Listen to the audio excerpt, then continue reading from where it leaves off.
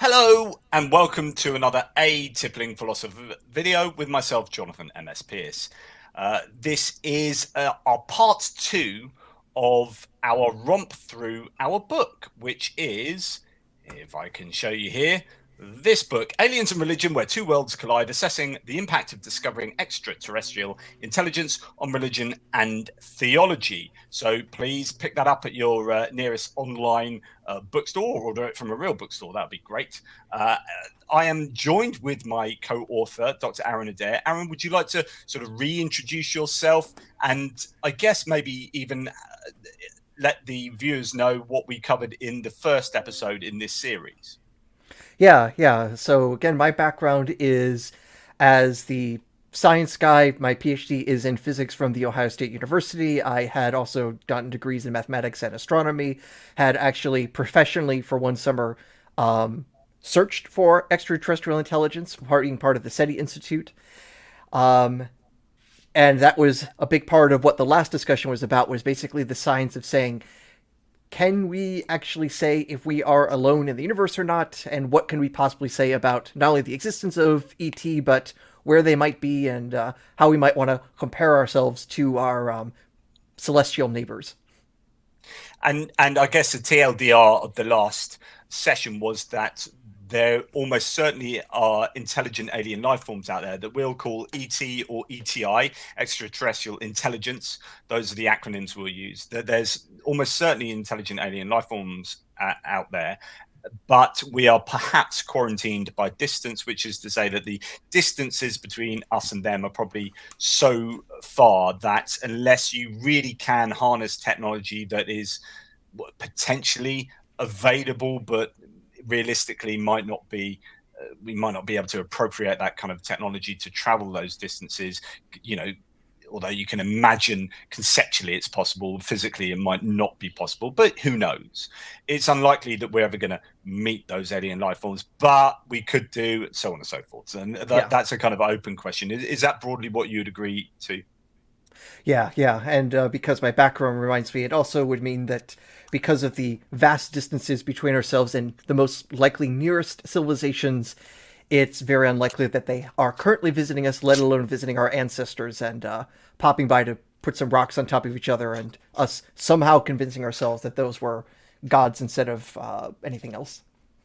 Indeed, and we sort of had a romp, as I say, through part one of this. We didn't quite finish part one. The section we got to at the end of the last video was what might alien religion look like, and I guess this is interesting because we think about our religion and we think about, well, what would be the effect on our religion of coming across or discovering intelligent alien life. But what if intelligent alien life comes to us and we meet face to face and they have a religion? I know in science fiction these ideas have been sort of looked into before, but actually there haven't been too many, say, Hollywood blockbuster films where we've had proselytizing aliens come down to us and you know trying to get us to convert to their religion. Is there any science fiction book or film that you can think of that deals with that?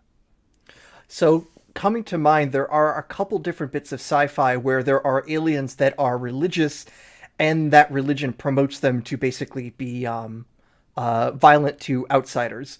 So, in the world of video games, there's the Halo video game series.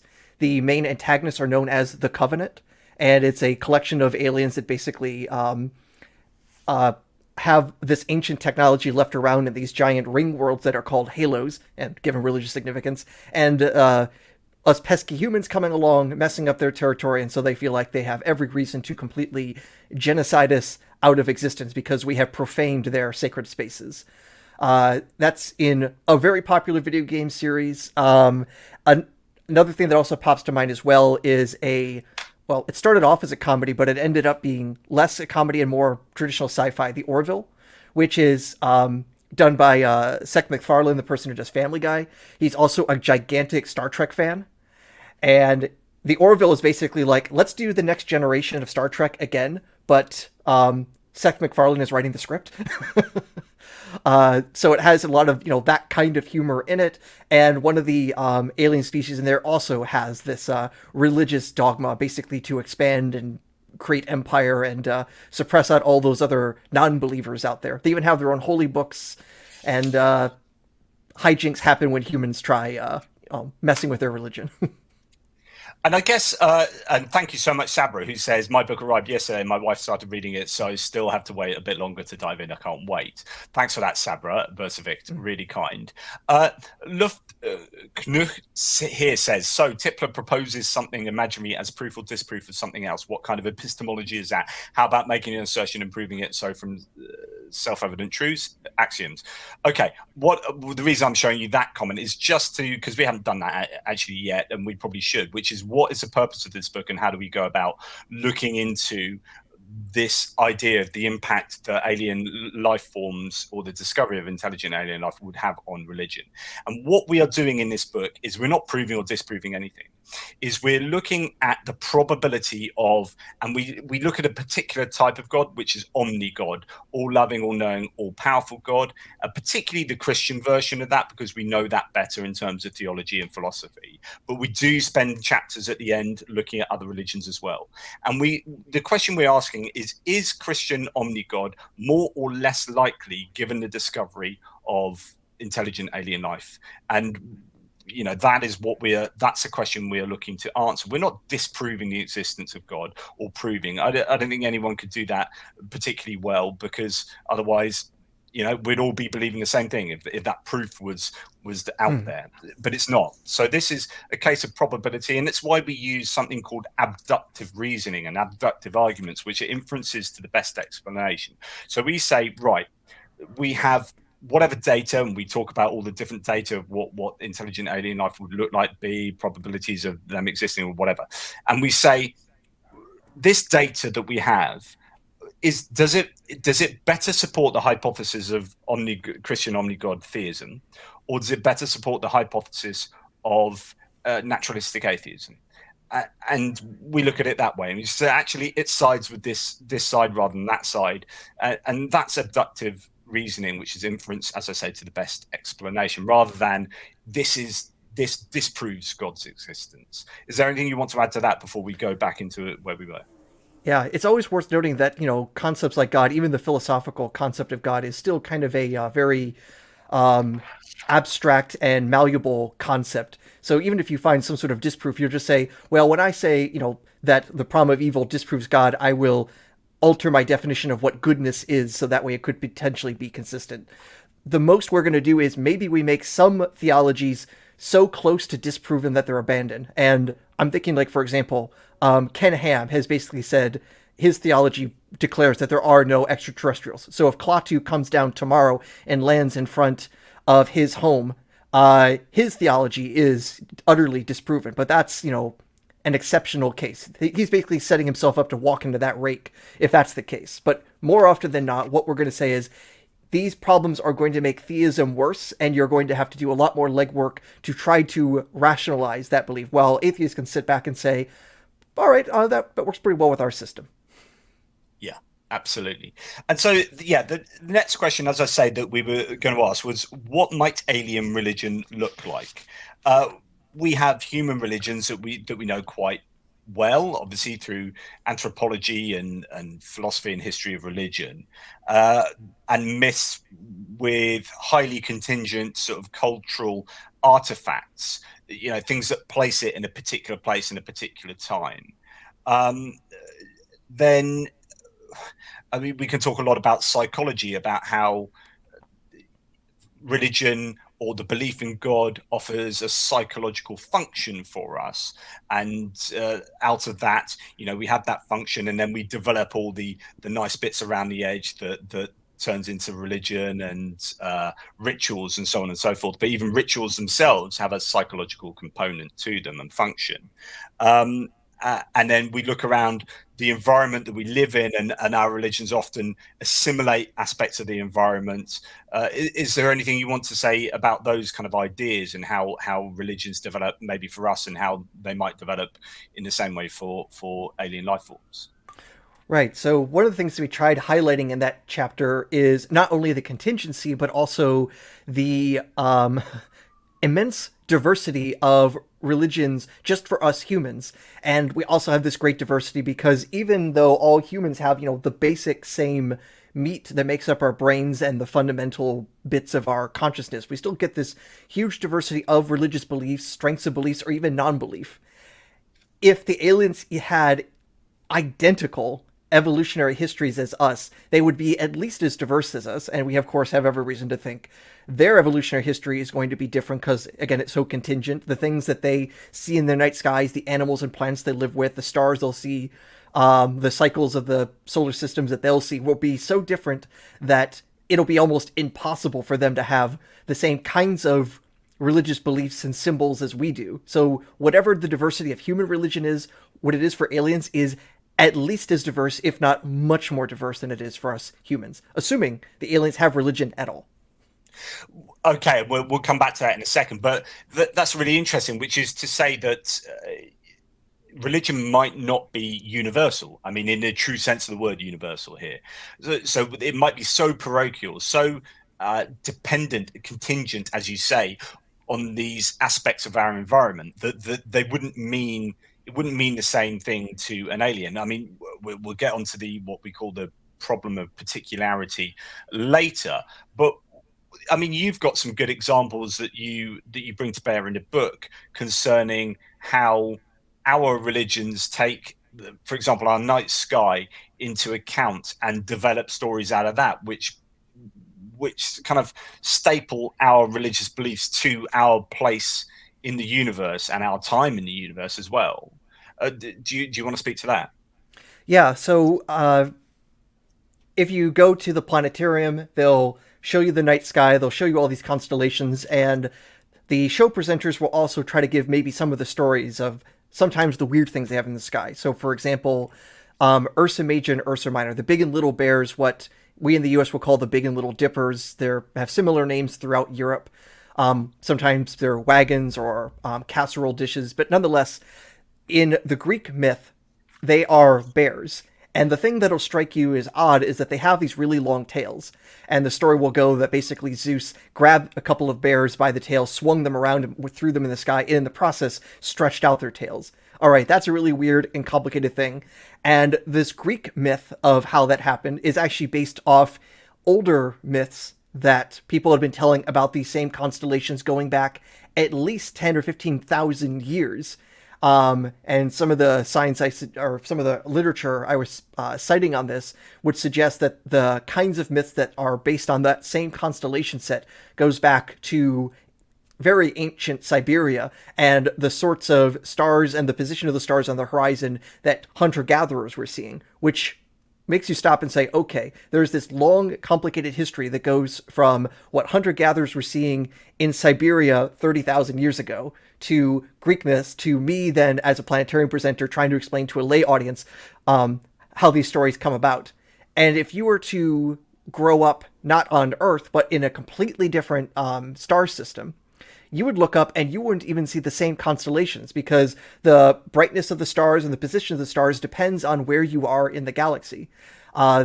The only way that all those stars would be identical is if somehow the celestial sphere, as we would like to call it, like imagining all the stars are just on this shell, is universally across for every single planet in the galaxy, which ain't true. Whoever is on the opposite side of the galaxy will see completely different stars and completely different arrangements. And also, they're probably not going to have stories about bears in the sky because bears are a product of evolution of animals here on Earth. The stories that whatever aliens might have about their starry skies are going to be unrelated to anything that we have. Yeah, which is interesting because there's also these act also as arguments against the kind of historicity of the religions we have and holy books and the stories we already have, right? Irrespective of the existence of intelligent alien life forms, you can see an evolution through time of these ideas that then get sort of syncretized into, going to get drawn into these holy books where actually that story. So tell us how some celestial phenomena have been incorporated through time into, say, the Bible. Do you have Oh, any the examples of Bible. that? The Bible has some stuff in there. Oh, yeah, that's got some stories. Okay, so let's talk about Satan. Atheists just love Satan, right? I mean, Apparently. heck, well, we had SatanCon here in Boston just, what, a month or two ago. So Wow. that tells you where I'm at. So the thing is, the stories about Satan, the other name that is given for him is Lucifer. Now, if I ask you to look up Lucifer in the Bible and try to find him, you're not going to find him in the book of Revelation. You're not going to find him in the Garden of Eden story. You're not going to find him in the book of Job. You're going to find this phrasing in the prophet Isaiah where he is explicitly not talking about Satan. He is talking about the Babylonian king. He's actually explicit about who he's making this um, fake dirge against the Babylonian king to say how he's going to like fall down. And he refers to the Babylonian king in Hebrew as Helel Shahar, which in Greek gets translated into a word that says light bearer, son of morning, and then this in Latin then becomes Lucifer. Lucifer is literally light bearer, and it is the name for the planet Venus when seen in the morning sky as the morning star. Now, why Isaiah is choosing to use this particular imagery is its own interesting discussion, but the fact of the matter is we only have Venus as a morning star by pure accidents of geometry. That Venus is closer to the sun than Earth in its nearly circular orbit, and Earth's orbit is also nearly circular. It means that we'll only ever really see Venus on the eastern and western horizons around sunrise and sunset. So that's why it becomes like a morning star when it's in the east, and it's an evening star when it's in the west and going down just before or just after sunset. You'll never see it like, at midnight. You're at local midnight. So and this is just a factor of geometry. It's because by Venus always being closer to the sun, it can never be on the opposite side of the Earth from the sun to be seen at night. That's why it's always ever either a morning or evening star. So let's imagine a solar system where the inhabitants live on the planet closest to the sun. Basically, if there was no Venus and Mercury in our solar system, there would be no morning star at all. And so Isaiah would not have this particular phraseology to refer to the Babylonian king that then gets reinterpreted by later readers, especially by Christians, as this is actually the story of the fall of Satan. Because in Isaiah's prophecy, it talks about the morning star falling from on high and then going down to hell, going down to Sheol. And that gets reread as like, oh, this is the fall of Satan from heaven. And because people are reading this as Satan, this is now Satan being called the light bearer or as Lucifer. So now Satan becomes known as Lucifer. And that's the rooting of these biblical stories in those environmental phenomena. Yeah. I mean, that's really interesting. I mean, there's also evidence of maybe Cyclops being evident in the Bible. Is that true? Oh, yes. Well, this one takes a little bit more reading, and it's the result specifically of the work of Dennis MacDonald in his work in comparing the Gospel of Mark and the epics of Homer, specifically the Iliad, or in this case, actually specifically the Odyssey. So the story in the Odyssey is that Odysseus, he's trying to get on his way back home. I have that book up. I have that book up there. I would reach it and get it, but yeah, carry on. Yeah. But yeah, the main story that this relates to here is in Odysseus's many roundabout ways of trying to get back home from the Trojan War. He ends up being trapped inside of a cave with a Cyclops and has to basically escape from that creature. And this Cyclops is this gigantic monstrosity, ugly, with this, one large eye in the middle of his forehead.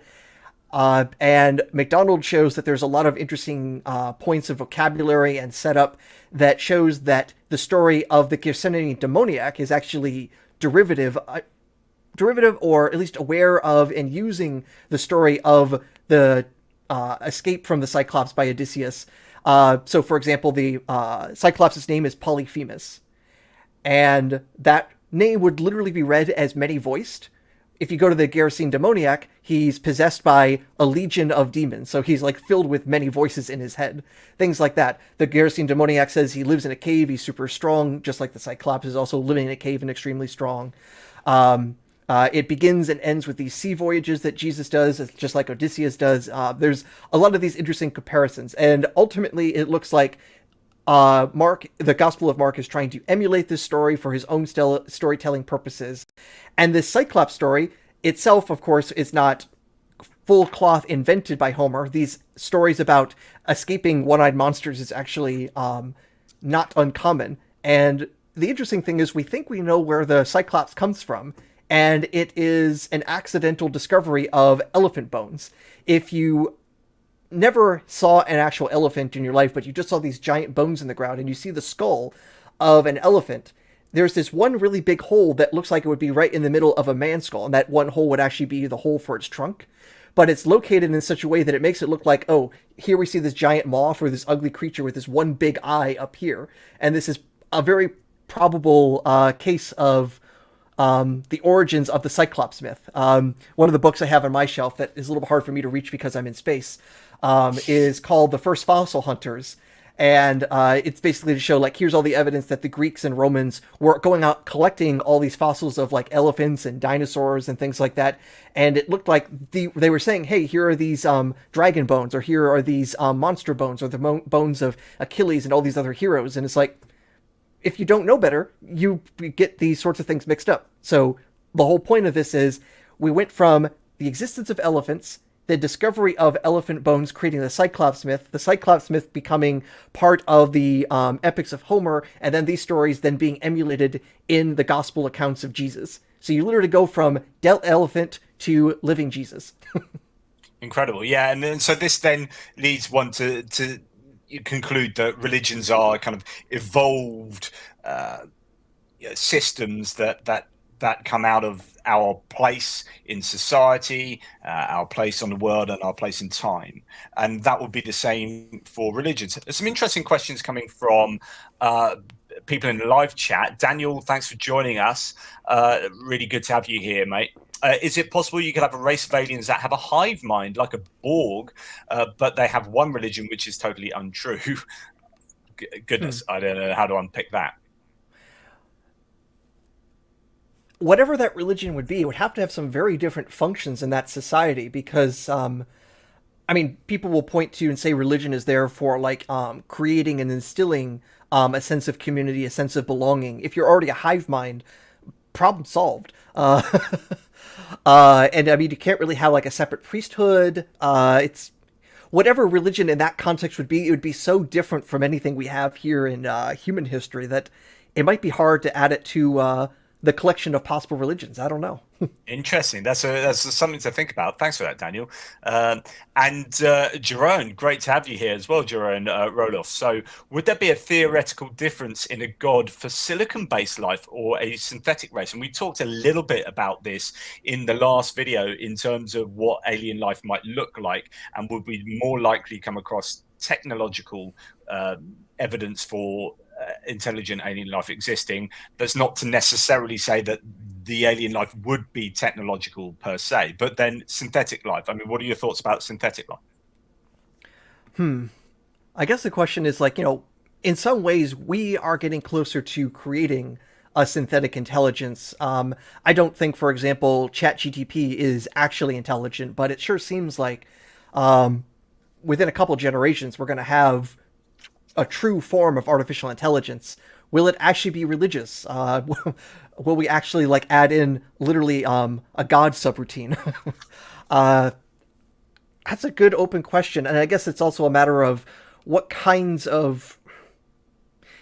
I worry that if we do make an artificial intelligence, that we basically make a race of slaves, and that, because of the moral aspects of it, I don't know if we would actually create a true artificial intelligence and also then have it instill a sense of spirituality and wanting to avoid its own death. I mean, one of the theories for why religion exists or God beliefs exists is a sort of terror management, and specifically the managing of terror of dying.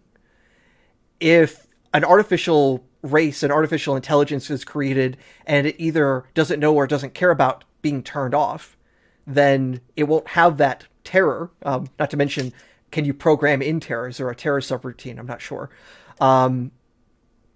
It seems like you could potentially have intelligence without religion. So again, as I noted earlier on, whatever religions aliens might have, it'll be at least as diverse as it is for humans. And since Yeah. some humans have like no religious impulse at all, at least some aliens will have no religious impulse at all. Yeah, and I don't know if we talked about this in the last video. I know we talked about it in various discussions we've had on other YouTube channels.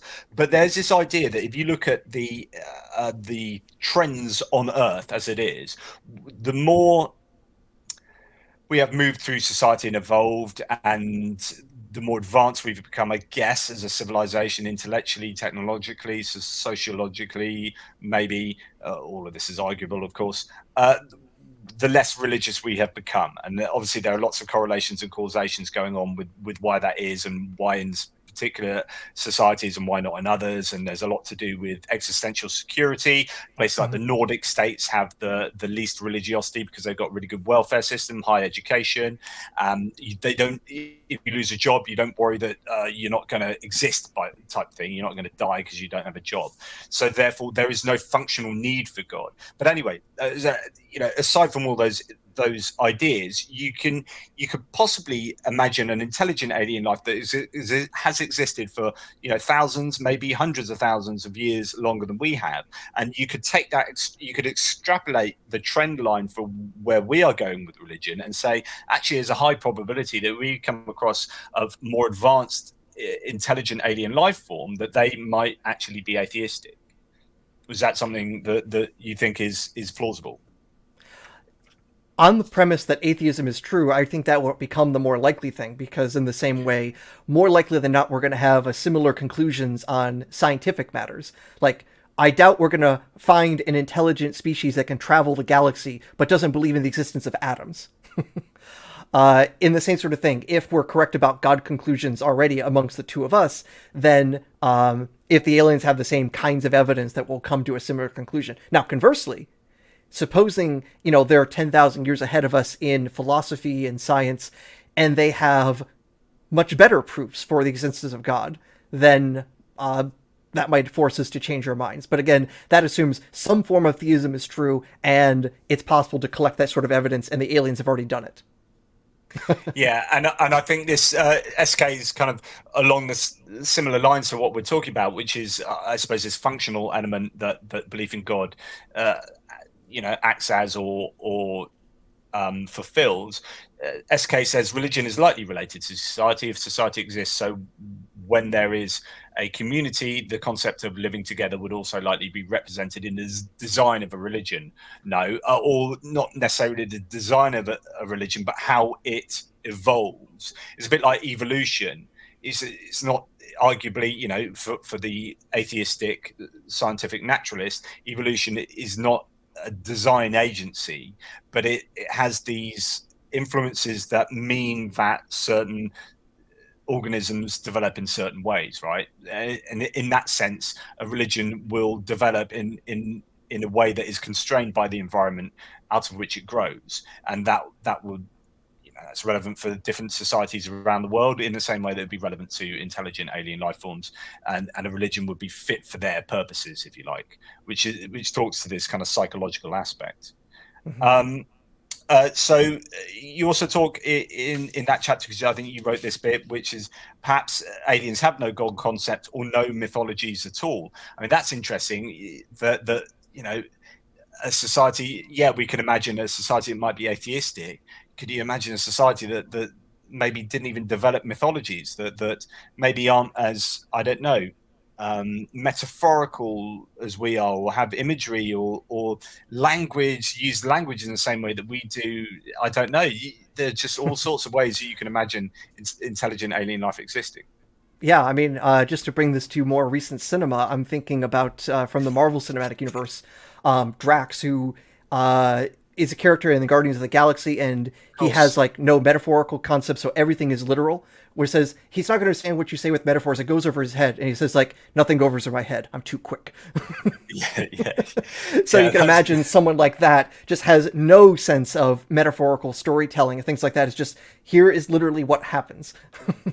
And that is fascinating, because you think how much of, say, the Bible is delivered, and those learning points are delivered in metaphor, in parable, in allegory, right? And imagine a life form that just can't get that. You know, Yeah. really And interesting. conversely, all the times where things are in the Bible and someone declares that's just a metaphor or allegory when it gets them into a tight spot. So, like, Great people who point. want to argue against young Earth creationism and say, well, when the Bible says the world was created in 6 days, that's a metaphor for this sort of thing. It's like, uh, if you have a society that just has no metaphor concept, if that just doesn't exist, then it's like, nope, you don't have that out. It's either very binary. This is true or false. And you can't just say, well, it's kind of like this. It's like, no, this is a society of absolutes, and in their writing at least.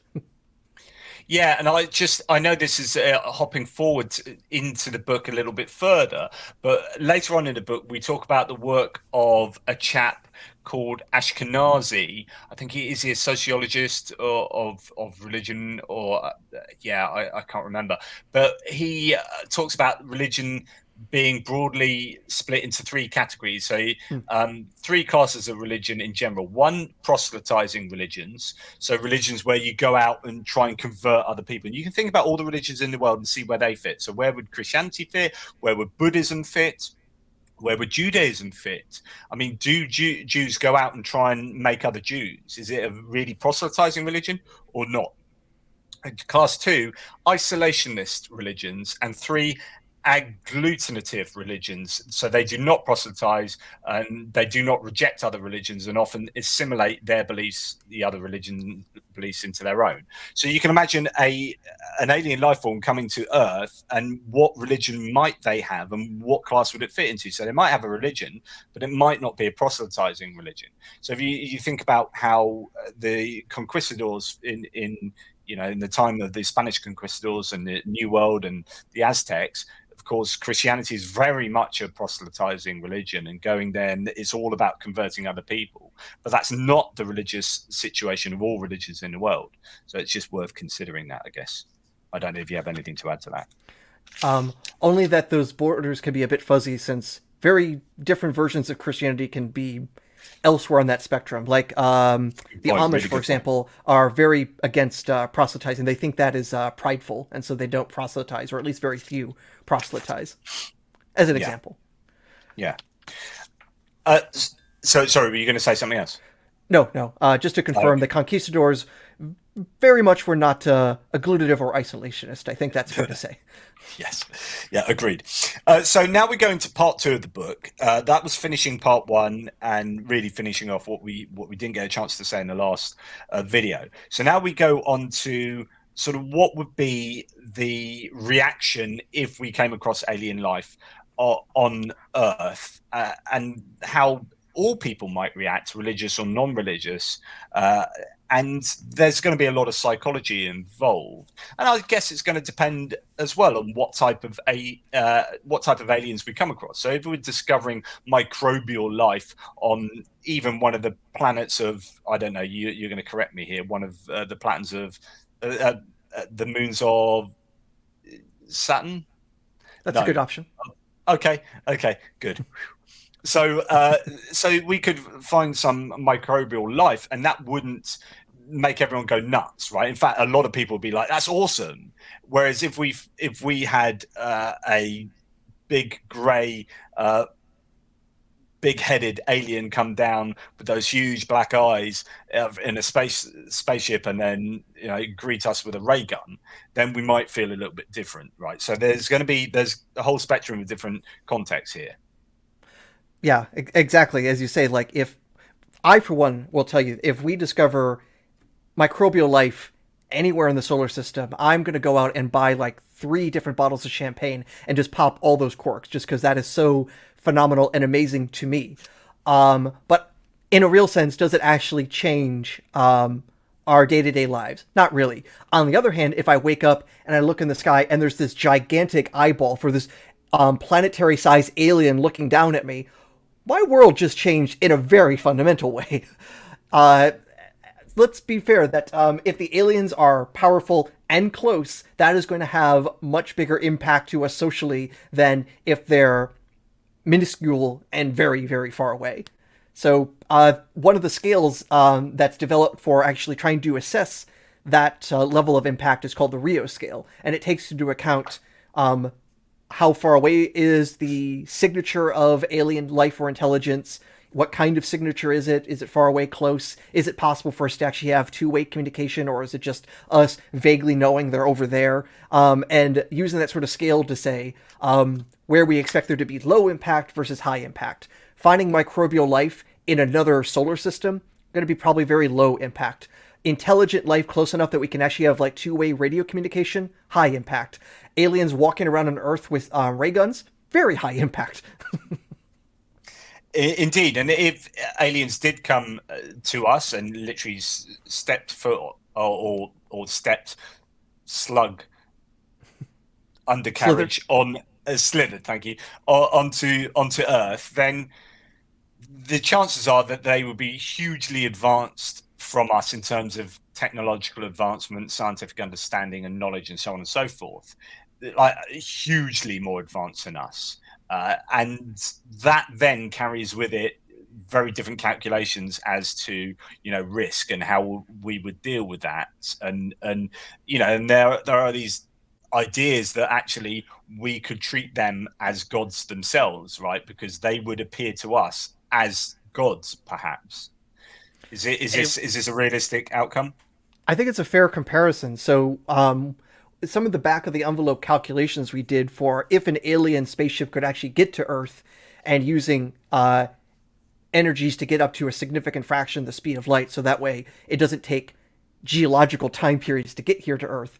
I realized that such a civilization would have to be at least a million times more powerful than we humans are right now, and that would put them on a scale of basically elemental forces. So they would come to Earth with energy levels capable of what we imagined Thor did in mythology, or even more so.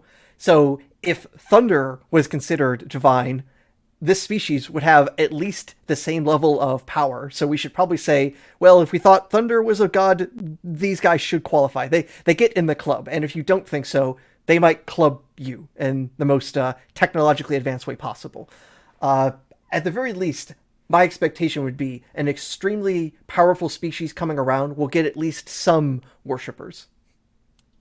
Yeah, interesting. That's a bit like Arthur C. Clarke's third law, in a sense. Arthur C. Clarke's third law, you can apply that to maybe the conquistadors, uh, who were firing muskets, sat atop horses with their metal armor. On none of those three things the Aztecs had ever seen, and so therefore they were looking at a flash over there from a musket barrel, and then one of their compatriots dying, and going, "Oh my goodness, that looks like magic." And Arthur C. Clarke's third law is anything of sufficient technological advancement from someone else will appear like magic to them. Mm-hmm. I'm butchering that, but you get the point. And so therefore, if you're talking about a million times more advanced than us or whatever, then these guys would appear like magic to us, or would have magical skills, perhaps do things, heal us instantaneously. It might just be they're using millions of years worth of scientific knowledge to do that, but for us that would be, oh my goodness, almost divine.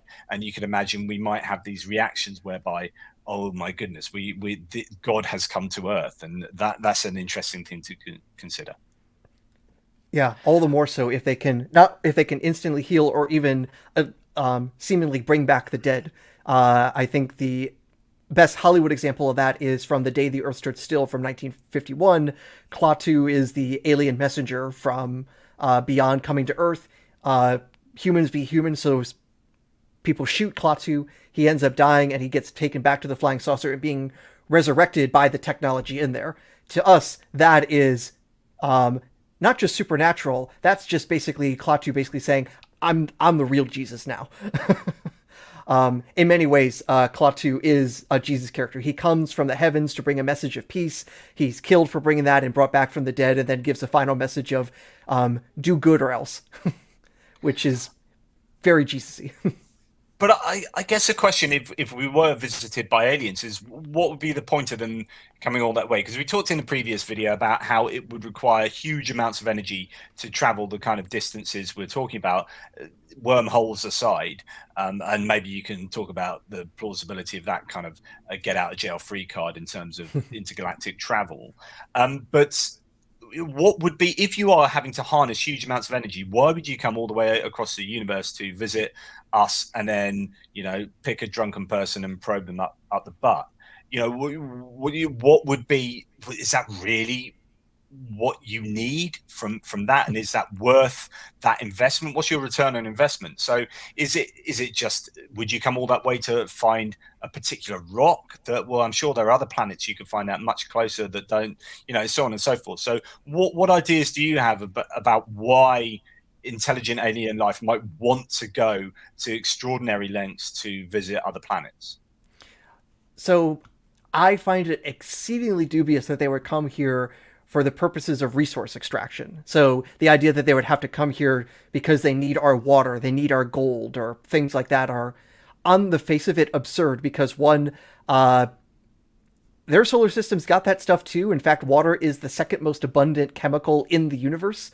So traveling bazillions of miles to come and take it from us seems absurd. And also, there are better places to more easily get it, and you don't have to deal with all these pesky humans spitting in said water. For example, one of the moons of Jupiter, Europa, we know that underneath its frozen surface Jupiter has a moon that's interesting, but so does Saturn with Enceladus.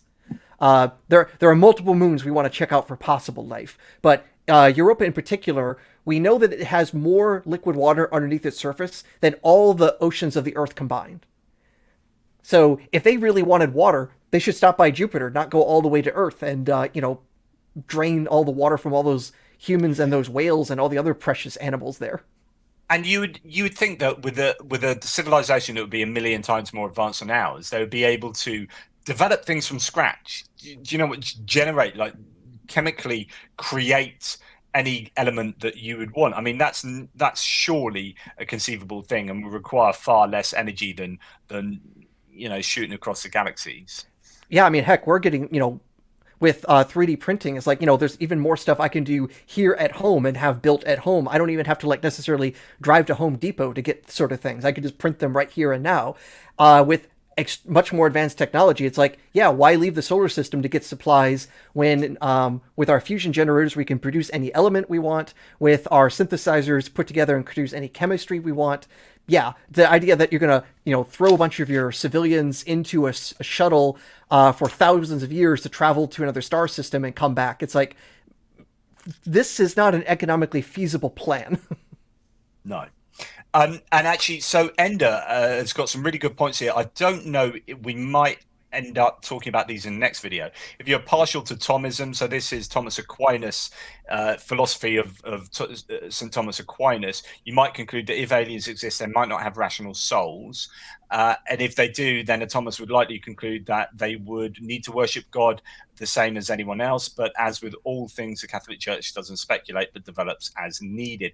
Actually, we'll come on to things like that when we get onto the more explicit theology parts. We just need to bottom out a little bit of psychology, which I think is going to be really important in answering what effect will the discovery of human life have on humanity and on religious people particularly, and that is cognitive dissonance. Now, the irony of cognitive dissonance, or I don't know if irony is the right word, but the beautiful fun fact of the discovery of this, or the development of this psychological idea, is that it has its roots in alien life forms, right? In a sense. Do you want to talk about the work of Leon Festinger and when prophecy fails, and how we develop the idea of cognitive dissonance reduction and what that is? Yeah. So just to explain, before you go do the story part of that, and I've explained this so many times on both of my channels, I think cognitive dissonance is one of the most important aspects of kind of human thought, and we all go through it every day. When we hold core beliefs, we don't like to get rid of our core beliefs. And when there's evidence that goes against our core beliefs, then we have something called cognitive dissonance, which is basically disharmony in our minds. And our brains hate disharmony. So we have to do something about this, which is either to get rid of our core belief, change our core belief to adapt to the new evidence. That's really, really unlikely. We're not very good at changing our core beliefs. We're much more likely to adapt to the evidence that is contrary to that core belief. So we either adapt the evidence to our core belief, or we reject the evidence out of hand, or there's many other sort of heuristics, many other cognitive mechanisms that will allow us to normally keep our core belief or do something to rid ourselves of this cognitive dissonance. And that's called cognitive dissonance reduction. So anyway, with that in mind, take us through the development of this idea. Yeah. So the book that captures all this, as you mentioned, was primarily written by Leon Festinger.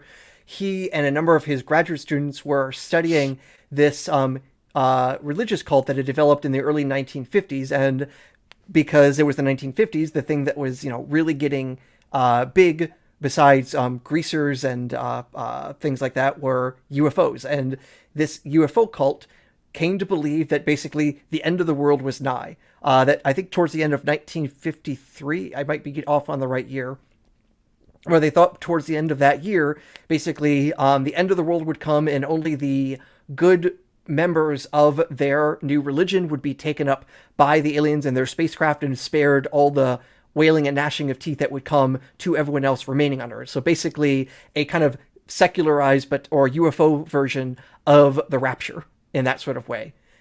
Now, the end of the year comes and goes, and the Earth remains. You may have noticed it's no longer the 1950s, and we're still here. So how did the people of this cult deal with that? Did they, rationally go through and say, well, our original belief was the world would be destroyed. The world is not destroyed. Therefore, our belief was wrong, and I should leave this cult. No, instead, what happened is some chunk of those people did leave, but a good number of people stayed and became even more fervent in their beliefs and more evangelical in their things. But they had some way of trying to deal with the seeming disproof of their religion. So they could have ideas that saying, oh, they were spared at this time because of their own good behavior. All this has been put off to the future. There's some maybe spiritual or metaphorical way of treating things. And you see, like, what they did was they took the core belief and said it's still true, but the predictions from it had to just be reinterpreted because they weren't going to just throw that away. So this was their way of doing cognitive dissonance reduction. It's like, hey, clearly we were saying the end of the world was coming. The end of the world did not come. How do I reconcile these contrary facts without, of course, having to ditch everything I just built my life on? And that has now become the core starting point for the study of cognitive dissonance. Interesting. So thank you for that. Before we take that a step further, Elmar Hess here has said one possible solution to the Fermi paradox is a dark forest hypothesis. We don't see any aliens because everyone is hiding. The most advanced civilization is also the most aggressive. We dealt with that in the last video. That is a super interesting point and really on point as well in terms of what the subject matter is, but we did talk about it in the last video, so go and check the first video out where we discussed that. But yeah, cognitive I would dissonance, also recommend they might also check out a book about the subject of the dark forest and how it might have implications. Just saying. Hashtag just saying. I've seen that book somewhere before. Yeah, definitely well worth getting. So cognitive dissonance reduction, we've seen that not just with Leon Festinger, we've seen it with Harold Camping as well, where he had how many raptures, I don't know. I think he made at least 3 different independent predictions of the end of the world, and his last one you could say was multiple predictions because he said end of the world was going to be May something or other in 2011. Didn't happen, but then they said, but that was the beginning of the spiritual judgment, and then the physical judgment will be like 6 months later. That didn't happen. So, and this was, of course, after already back in the 90s that he made similar kinds of predictions. So in many ways, it depends on how you want to count these predictions. How many of them are new predictions versus tweaks to the old predictions. Either way, he was always wrong. Yeah. And this is an element of the sunk cost fallacy, which is, chasing bad money with good. I've invested so much time in this cult that it can't be wrong, or religion, or whatever it is. We do this on a daily basis, in so many different aspects of our lives that we end up making irrational decisions at the end of the day. So people will go to extraordinary lengths, basically, to maintain that core belief, as I mentioned. And I guess there are a number of ways that we can do that. Just to list a few, we can adapt the core belief marginally, so we can adapt this core belief a little bit to the new data. We can ignore the contrary data, just bury our heads in the sand. We're very good at just ignoring stuff that's inconvenient. We can compartmentalize the contrary data and core belief. I've spoken to many Christians who, for example, and people with various beliefs who are like, yeah, I know that's really problematic to my belief. I kind of ignore it, but I ignore it by compartmentalizing it, put it over there. And when the time is right, I think about that. But most of the time, I'm thinking with this kind of area of my brain type thing. So we're really good at compartmentalizing contrary data and core belief. We can adapt the contrary data to the core belief. We can deny the contrary data outright. We just say it's wrong. And there are many ways that we can do that as well. So take for example, young Earth creationists will say, "Oh, the fossil record, fossils have been put there by Satan." You know, that's one way of dealing with that contrary data. We can delegitimize the source of the data. This is really common, where instead of attacking the data, you attack the person that's delivered the data or generated the data or whatever. And it's a way of not having to deal with the actual, the data itself. You just attack the person. And you can reduce the importance or value of either the contrary data or the core belief. So you can just say, yeah, but it's not that important or whatever. So there, all these different ways are ways that we get rid of that. We reduce that disharmony in our minds. So the point of going through all that is that if we have a particular religious belief that makes us think in particular ways, then the existence of intelligent alien life, or the discovery of an intelligent alien life, might not disabuse us of religion as a whole, but is more likely to cause us to have some kind of cognitive dissonance if we are like a fervent Christian, for example, and is more likely to get us to adapt in some way, or change bits and pieces, or maybe just outright deny the data that there are aliens out there, so on and so forth. So what I'm trying to say is that the reaction or the ramifications of the discovery would be largely psychological, I would say. Is there anything you wanted to add to that, or have I just done too much talking? No, no, I think everything you said was valid. Is just continuously going through my head is the scene from Star Wars when Luke is told by Darth Vader, "No, I am your father." Cognitive dissonance sets in. That's not true. That's impossible. And I just see that phrase will be shouted a lot when the biggest sort of contrary data comes from the skies. Yeah, indeed. And I guess we can also learn from our own past histories, maybe how we might react. We can learn from cargo cults. I don't know if we talked about cargo cults in the last video. I've done so many of these talks with you, but also in terms of how people reacted. So the Aztecs reacted to the they aren't aliens, but they would have been like aliens to them. People coming from Europe with these new technologies and new ideas, and we can look to them to how did they react, and we might learn from them to see how and be able to predict how we might react in such a situation. Yeah, yeah. I think the best exemplars really come from, well, in some places where the documentation is also a little bit better, because a lot of what we have from about what the conquistadors did come from the conquistadors saying about how great and awesome they are, and also downplaying, like when they came down to Peru and took down the Incas. It's like, and we, the Spanish, all by ourselves took care of these, and it's like, and kind of hiding the fact, oh, we also had like dozens of allies amongst the native tribes around there. But we're not going to say that because we're the white Christians, so we have to be the dominant members of this story. The narratives are at least a little bit better documented, especially in the cases of the cargo cults in Micronesia. So these are 20th century religions that happened to develop while anthropologists were literally on the island studying those people and seeing how they went from basically these people that were prophesying by saying that they were getting messages from telephone poles, and eventually their revelations adapting and changing and incorporating more historical figures along with time, including the former Prince Philip. And I have to say former since he's been, dead 2 years now? Yeah. Yeah. Yeah. Don't make me sad. I'll get all emotional. I'm not the biggest monarchist. Yeah, I get the feeling the people that actually literally had Prince Philip as a member of their pantheon were much more Saturn when he had passed. Yeah, good point. Yeah. But yeah, it was interesting. Like, there was like almost this sort of like messianism that was going through Micronesia, and the hope was that their savior figure would come in, and they would often have names for the savior figure as Tom from America, or sorry, John from America, or Tom Navy, and sometimes even the savior's name would be Roosevelt, uh, President Roosevelt of the United States, and basically come in, get rid of all the colonizers, but also bring in all the prosperity in that magical land called America, where they had canned meats and microwaves and things like that. Yeah. So carry on. No, no.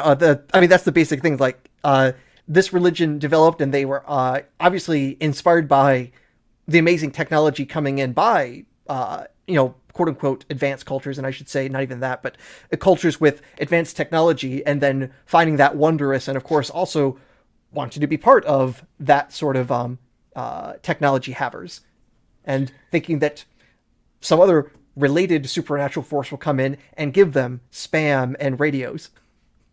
What more could you ask for? Yeah. It's so when we're talking about, say, how an atheist, qua regular human that isn't driven like solely by how by seeing everything through the lens of their own religion. If we were to discover intelligent alien life, then it'll be a very practical consideration, wouldn't it? Evaluation. It's like, okay, there's going to be power dynamics here.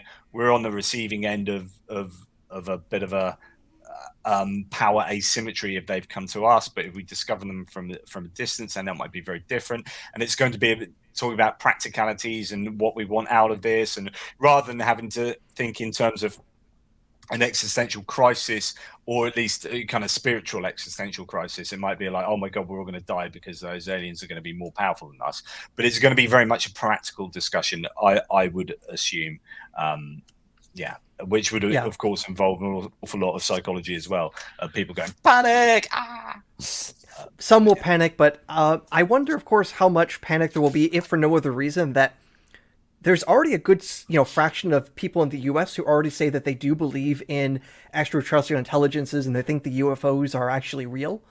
So I always, of course, get a little bit skeptical about what a person says in an opinion poll versus what they'll do when the facts are literally standing in front of them. But nonetheless, it still seems like there is at least a good number of people who already accept the existence of the aliens that the scientists say might exist but haven't actually come on by. I get the feeling there will be at least a rise out of people who already say they believe in aliens, but it may not be the level of panic that movies always depict, because, well, the movies have to be dramatic on purpose. Absolutely. So now we're moving into the real meat of the book, which is the effect that such a discovery would have on, for particularly Christian religion, Christian theology. And we split this section into 6 because we're using a paper by 2 Christian philosophers called McIntosh and McNabb. And this was really actually the kind of start of this book. I wrote an article looking at that paper, and I wrote that for Only Sky, and then we had a look at that. Well, you had a look at it because you were obviously interested in this kind of stuff, and then you're like, oh yeah, this is interesting. We could write a book on this. So we wrote a book on this, and we used these 6 areas that they deal with that they think are potential threats to their religious belief. And they conclude that, hey, these aren't, it's no problem at all, basically. And we're like, nah, not so sure. So essentially, our book is a kind of a rebuttal to their conclusions, I guess. And the 6 areas are a challenging theism. So that's just belief in God in general. So does the discovery of ETI challenge the belief in God, absent of any kind of add-ons to that God? The second potential challenge is challenging Christian scriptures. So does discovery of ETI challenge Christian scriptures? third one is challenging Christian doctrines. So that's the theology that comes out of the scriptures and how they understand the scriptures, would there be any challenge therein? Challenging Christian tradition. Exacerbating the problem of evil is the fifth one. So, problem of evil is, why is there so much suffering in the world, given that God is all knowing, all loving, and all powerful? And then we say, well, actually, suffering's likely to be huge out in the universe. So, therefore, what does that say about affecting the probability of this God existing? And then, lastly, challenging the Christian narrative. Now, we won't have time to go through all of these. In fact, we'll probably only get as far as challenging theism in general tonight. I don't know. We'll see how we get on. But that is what that is how they see things. The challenges. Is there anything you want to say in general to that? Not only did they have those as they thought their tension points, but I think along the way we also noted some other tensions that they had missed. And in particular, I was quite surprised that neither they nor anyone else from the Christian side of things addressed the issue of eschatology and how extraterrestrials fit into that. Like, end of the world narratives did not really enter into that philosophy paper at all. And when I tried looking, no one else seemed to even realize that there was a problem. So I think we also helped highlight when it comes to the Christian narrative, there's a big asterisk of things that they failed to even attempt to explain, let alone show that there's no conflict. So I guess the question, will the confirmation of extraterrestrial intelligence cause terrestrial religion to collapse? And that's kind of answered by the psychological thing, which is, and again, we make predictions that probably not, but it kind of should do, or at least, this is a further nail in the coffin, I think, of theism, particularly the more constrained theism. So if you just have, like, if you're taking all the ideas of God, starting with philosophers' God, so it's just this kind of entity that's created the universe and then sits back on a divine, sun lounger, and then doesn't get involved at all, then that God is pretty much synonymous with atheism anyway. And so therefore the discovery of intelligent alien life is not going to affect a belief in that kind of entity. But as soon as you start qualifying your God further and further, and adding these little these add-ons, then your God becomes more complex and more intricate, but then there's more chance of that God being incorrect if you are presenting data that is potentially problematic. There's more chance that data is going to be problematic per se, because you've developed this idea of God that is just more easy to disprove or to show is unlikely. So that's why we look at, as partly why we look at Christianity, because it's got a very developed set of theological principles. It's got a very established holy book, and we know it really well. So that's the core part of the book. There are lots of questions that come out of this, like, will contact with extraterrestrial intelligence, diminish human dignity? We talk a lot about being the apex of creation and suddenly not being the apex of creation, arguably. So all these ideas we'll come to look at. We also do a lot of reference to other what are called astro-theologians, and one of the main ones is a chap called Ted Peters, who has written extensively and edited a number of books on this topic, and we do take his work and look at it very critically. I'm just going to quote you from one of his books. It says, despite the conventional wisdom, it is not reasonable to forecast that any of Earth's major religious traditions will confront a crisis, let alone a collapse, should we confirm an encounter with extraterrestrial intelligence. Theologians will not find themselves out of a job. In fact, theologians might relish the new challenges to reformulate classical religious commitments in light of the new and wider vision of God's creation, which is interesting because that's talking about reformulating, which is adapting, which is cognitive dissonance reduction. Well, we'll adapt our core belief, actually. That's adapting our core belief to fit the new data.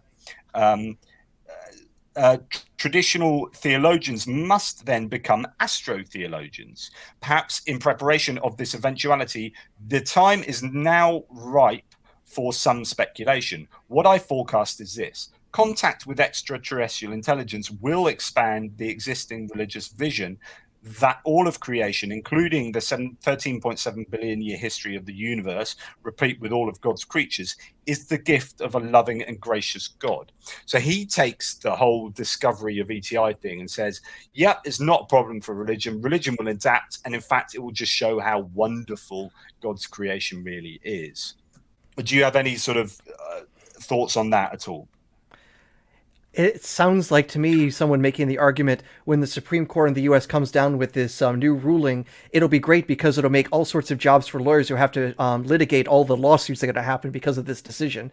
It's like, okay, yeah, you gave yourself a job because it became a lot harder to explain. If everything was already understood, why would the theologian have a challenge? I think he kind of accidentally gives away that there's more of a challenge than he lets on initially. And in fact, we do dip in. So Ted Peters did some research himself, asking, although it's some decades back, asking religious people and religious thinkers as well, whether they would feel challenged by the existence of or the discovery of ETI. And he concludes that generally people won't be so badly affected, although we do challenge some of those ideas and some of the kind of methodology involved in that. George Patinico, who's professor at Plymouth State University, has found that the more religious Americans are, the far less likely they are to believe in intelligent alien life. So there's an interesting inverse correlation there between religiosity and belief in aliens, which means that then if you discovered intelligent alien life to exist, there could be that big kind of butting of heads there. That section of the book, we do dip into quite a bit of sociology and do as I say, find that it's not, I don't think it'll be as rosy as some of these astro-theologians think. I think this will be challenging for theists. Is there anything you want to add to that concerning that? I am sort of very quickly sort of... I think we got that point good for the moment. Cool. Excellent. I might pop back to that with a few more bits and pieces. So we've talked about abductive arguments and probability. So that's really important. So bear that in mind, that when we're looking at new data here and understanding how the universe works and discovery of alien life forms, then it's not about disproving God. It's not a deductive argument, which is something like all men are mortal, Socrates is a man, therefore Socrates is mortal. It's not like we're going to say, therefore God doesn't exist. And it's not an inductive argument, which is a probability argument. All the swans I've ever seen are white, therefore all swans are white, or therefore the next one I see is definitely going to be white or whatever. It's not one of those arguments. It's like two competing hypotheses. Which hypothesis does this data better support, as I said before? And also you can look at it the other way, which is, what would we predict given these hypotheses? So what kind of world would we predict, or what kind of universe would we predict given omnigod theism, Christian omnigod theism? And what kind of universe would we predict given naturalistic atheism? And I would argue just intuitively that looking at the universe that we have with black holes that appears to be fine-tuned for death and not for life, it appears to be entirely like dangerous and massive, huge, mainly full of nothing, vast sizes, which, like, if we're the apex of creation, what does that mean to us? It's not, what's the point of all that? Just intuitively, I think the data of this universe better supports a naturalistic atheism. Is there anything you want to add to that? I would say, like, when I try to intuit that, there's, I think, two options of what to me would be the most sensible for a god that wants to create intelligent life. One is the universe where the universe was specifically created for us. So basically, the young Earth creationist model of things, that, flat Earth, sky dome, like everything created specifically for our snow globe little universe, because we're literally the reason things were created. That things were created for our sakes of existing. In that case, of course, there should be no aliens. Now, conversely, if we think there is a god that wants to go out there and create as much life as possible, then we would think just about every body in the solar system would have life in it. The moon would have life on it. Mars would have life on it. There'd be asteroids with life on it, etc. And right now, what does our science indicate? If life exists out there among the stars, it's probably not that common. If for no other reason, if it were super common, we would have detected it by now.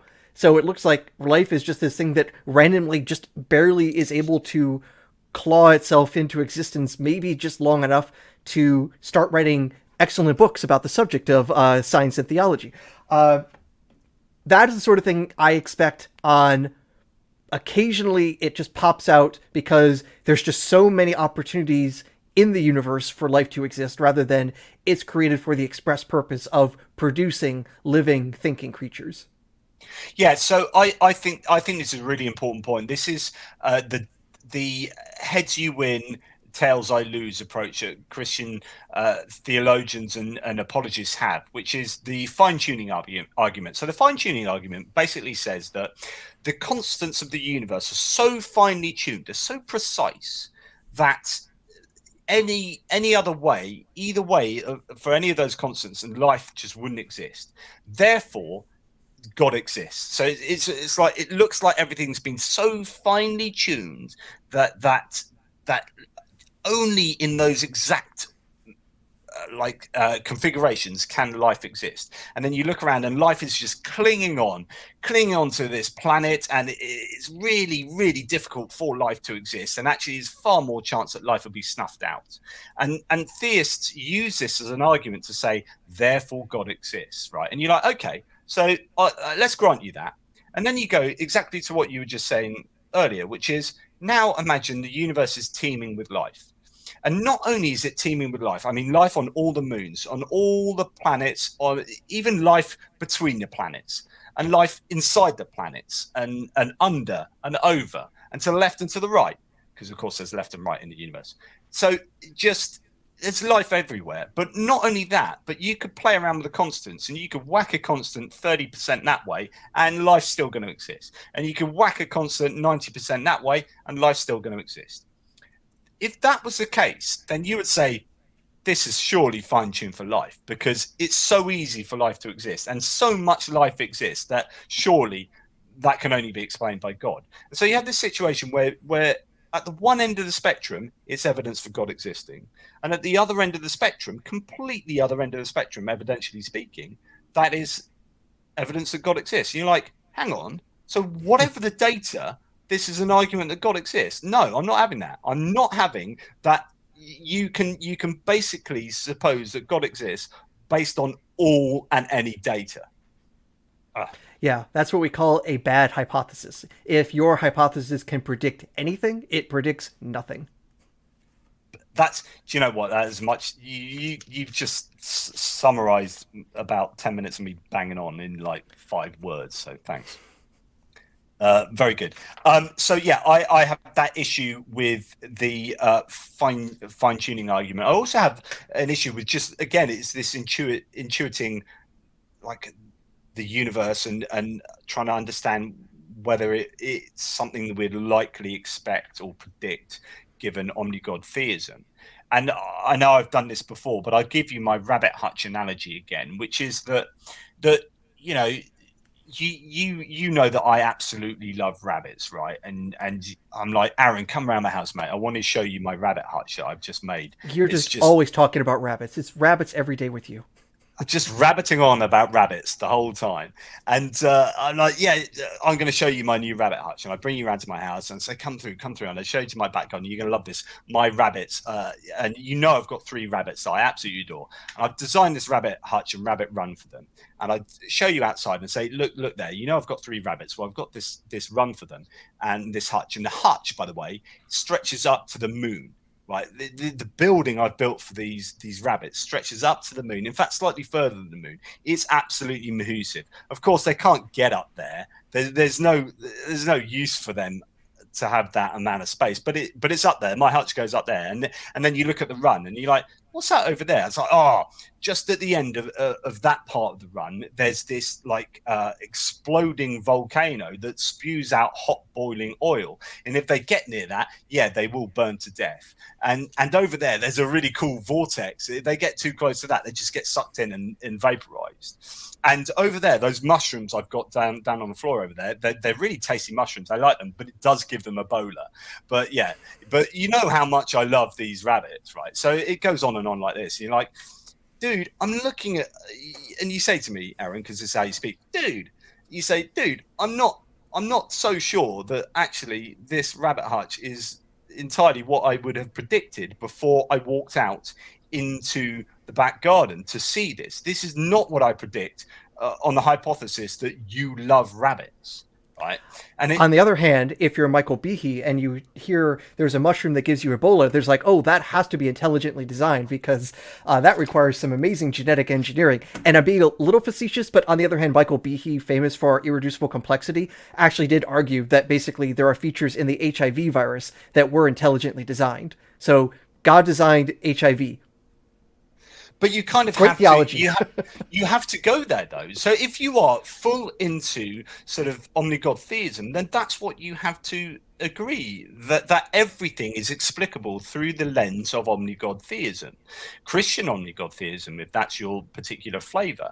And so therefore all data needs to be explicable in terms of that. I mean, this is what I tried to belabor in my previous book, 30 Arguments Against the Existence of God, Heaven, Hell, Satan, and Divine Design.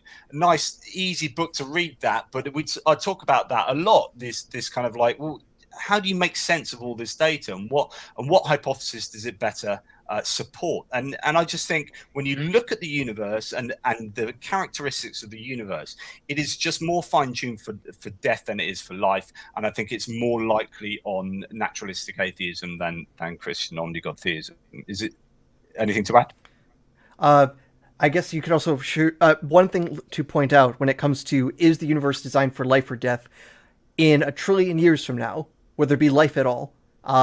It seems unlikely because just about all the stars will have been turned to dust in trillions of years from this point. Our universe's future is bleak, cold, and so dead that even time no longer exists. If that sounds tuned for life, then I don't even want to know what you think a fine-tuned car is supposed to work as. Yeah, it's just really fine-tuned, but it only works up to 1134 and then just falls apart. Okay, brilliant. But I think that's a really good point. So when you look at any bit of data, and I wrote an article once saying that anything you experience and see needs to be explained if you're a religious believer through the lens of your religious belief. And it's really difficult. So you have to say the heat death of the universe needs to then make sense theologically somehow. And it can be done, but you have to jump through hoops and you have to adapt and change. And funny enough, you say that because among the scientific theologians I've read is John Polkinghorne. I don't know how familiar you are with him, but he went from being a high energy physics experimental physicist to Anglican priest.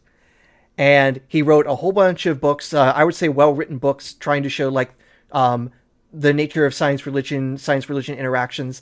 And in one of his books, he also discusses the problems of how the end of the universe is supposed to fit into the whole story. Like, he's already reconciled evolution by, reading Genesis metaphorically and things like that, but Revelation, the end of the times, the fact that, there will be blissful eternity, which is totally inconsistent with our predictions for the future of the universe, basically saying that can't be true. So effectively, the whole Jesus coming back from outer space to bring on the apocalypse, that has to be read literally, because if it's not read literally, then his theology is pointless.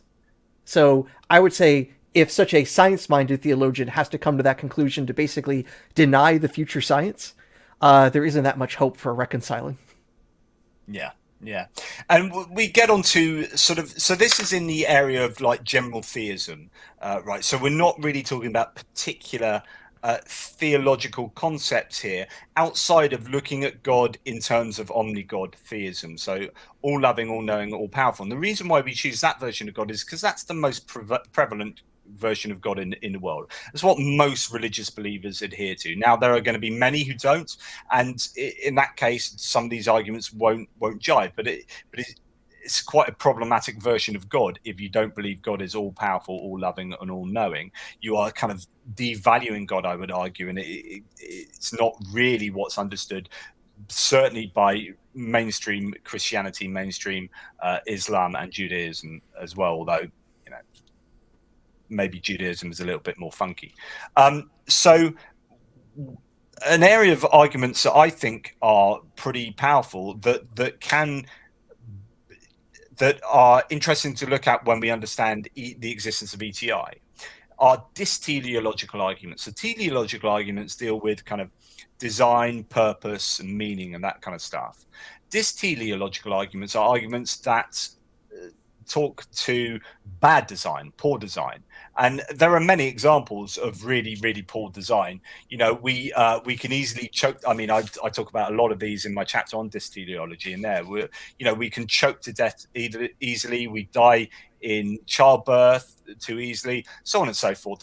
You know, what's the appendix doing, etc., etc. There are lots of really bad design features of humanity, of life in general, because actually evolution can only use the bricks it's got at any point in time to build the next iteration. It can't perfectly design like from a blank sheet. It has to make do with what's already there in the organism.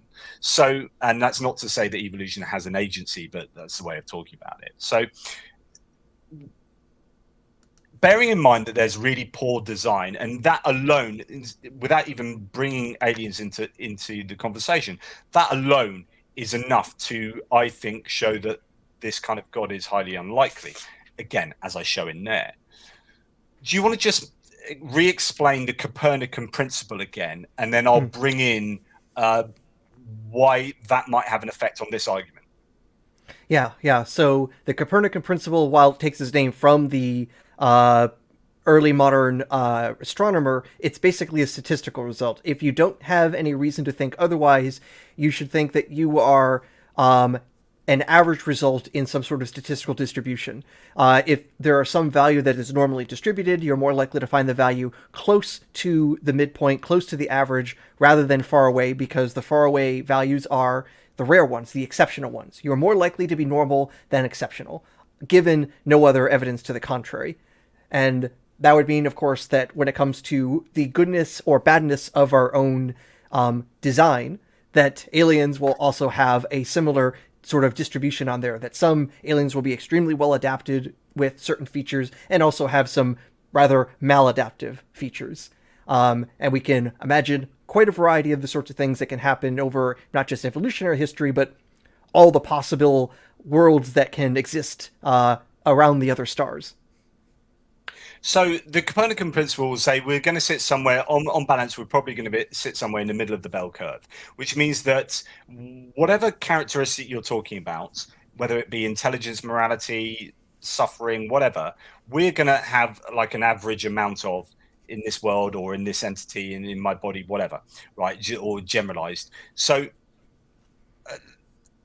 that means that out there's going to be instances of intelligent life that have far less and far more of whatever we're talking about. So we're talking about dysteleology. So we're talking about poor design.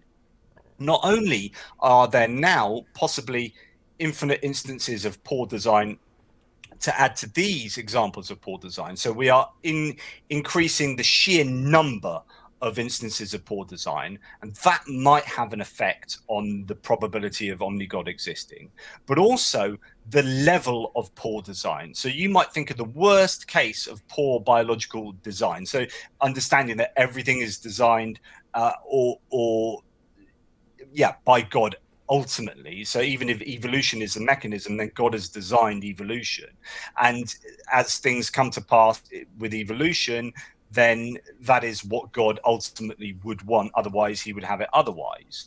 So then you can look at the Copernican principle and say that we're in the middle of that bell curve. There are going to be instances of terrible design. I mean, you think that example on Earth is a bad example?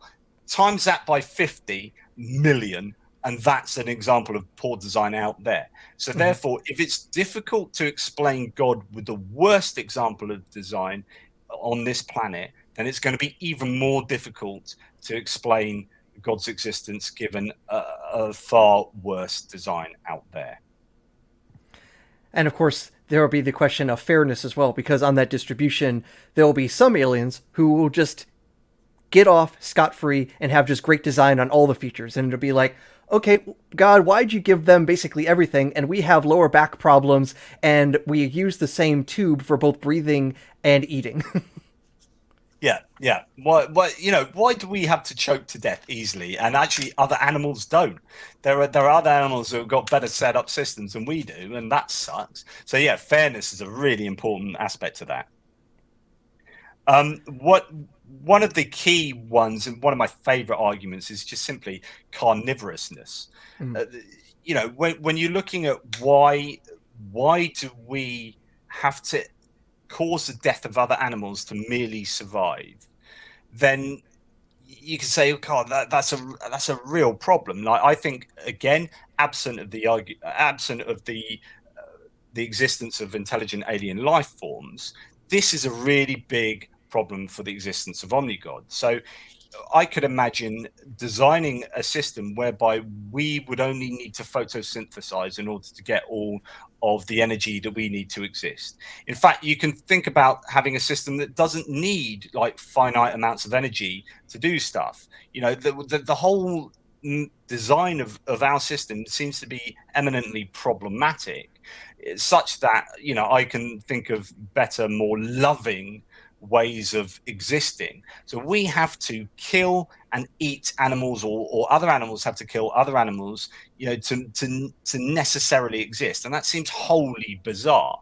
Now, then if you're going to introduce instances of other intelligent alien life forms out there, or other life forms out there, then the amount of carnivorousness that exists on this planet, you can imagine a planet that happens to be 50 times bigger, or a galaxy that has like hundreds, orders of magnitude more life on those planets, and requiring, all that extra death and suffering for them merely to exist. And this problem is multiplied out again. And I think carnivorousness is just a really lovely, simple argument that is so effective. And I rarely see I haven't seen any decent arguments to rebut that kind of approach. I don't know if you've got anything to add to that. I'm just thinking, we say we're carnivorous, but more technically we're omnivorous, but we can also imagine in our case of our possible alien cousins that some of them might be truly carnivorous, like basically a race of cat people that only eat meat. I can get away with a completely vegetarian lifestyle, but if you're a carnivorous species and you have to eat meat, then it's basically that your livelihood not just is dependent upon meat, but absolutely necessity that you go out and kill. And I can also imagine the argument that part of the reason intelligence developed on Earth is because of predator-prey relationships. So just running with that premise right now, the idea that the reason you have to develop intelligence is because if you're prey, you need to escape the predator, and if you're a predator, you need more intelligence to capture your prey. You need to make planning or make tools or things like that. Okay, well, if this is what's supposed to be going on, well, would that mean the most intelligent species are also the best hunters and also have the best prey to hunt? And so the most advanced species out there actually have two intelligent species on that Earth, and one of them is completely carnivorous and they eat another intelligent species. Wow, we just made the problem of evil truly horrendous when we basically say, take these arguments for how we developed our intelligence, crank them up to 11 on another world, and now you literally have the future in the movie, or in the book, The Time Machine from H.G. Wells, with the Eloi and the Morlocks, if you're familiar with that story. No, but you can enlighten me. Oh, come on. H.G. Wells, he's English. You must have read. You're from London. You must know Bill. Don't you know the Queen? Yeah, that's it. Yeah, yeah.